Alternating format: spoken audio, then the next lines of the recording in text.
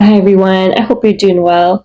So today I wanted to do a little video on the two key reasons that we actually are born into the cycle of 8.4 million life forms over and over again, and why it is so crucial that we do the inner work while we finally get this golden opportunity as a human being.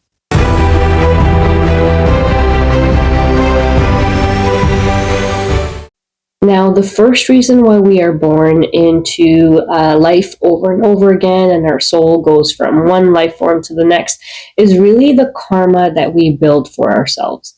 Now, it's good to know that the human life form is actually the only life form where we are able to create new karmas.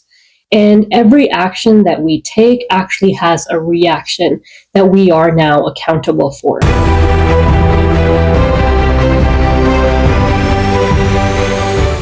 Now, by design, everything that we do has a price tag, and the scale always needs to balance itself. So, for the good that we do, we get good back, and not always in the same lifetime. Sometimes it can cross over into other lifetimes. Nevertheless, if there's any good that we've done, we get that back. If there's any bad that we've done, we get that back as well. And, it goes down very, very deep. It goes into monetary values, money that we may owe people. Really, it is like a debt system. So as long as we don't do this inner work, we keep coming back over and over and over. Now, the good news is, let's say you start doing the inner work in one particular lifetime. Let's say that you actually don't finish doing that work. Let's say you haven't met the creator because the third eye and that opening is really just the beginning. There is a lot of traveling to be done even after that point. So let's say you don't actually accomplish that in a single lifetime. What you are guaranteed is that your next human life form, you can actually carry that on. That progress stays with you, the soul itself, and you can actually continue that inward journey into your next lifetime.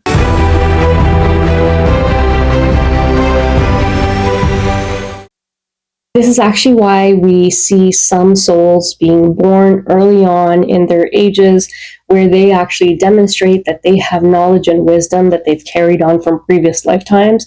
And then they commence basically their soul's journey through spirituality and meditation once again in their new lifetimes. So good news is, if you don't finish that journey in this lifetime, you do carry that on, and that work is not lost.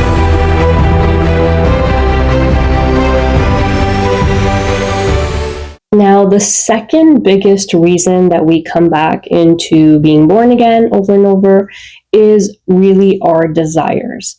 Now, if you take a look at any individual, including yourself, we have this constant want to, have a new desire. So we accomplished a single goal and then we have a new desire. Sometimes we're in the middle of still completing what we're trying to achieve, and we already have the next thing lined up for what we want.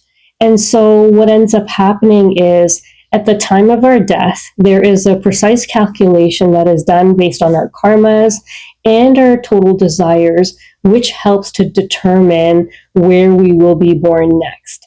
And it is to align with the debt that we owe and also the desires that we have that we still want fulfilled.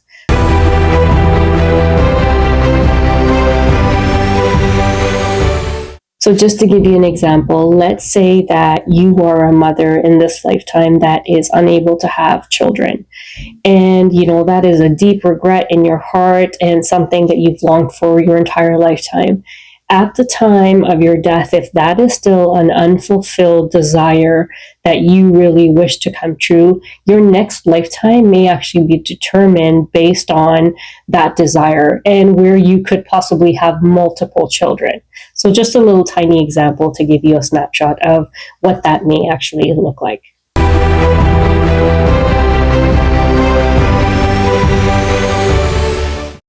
Now, let's say you are someone that's quite content with the process of being born and reborn again and again.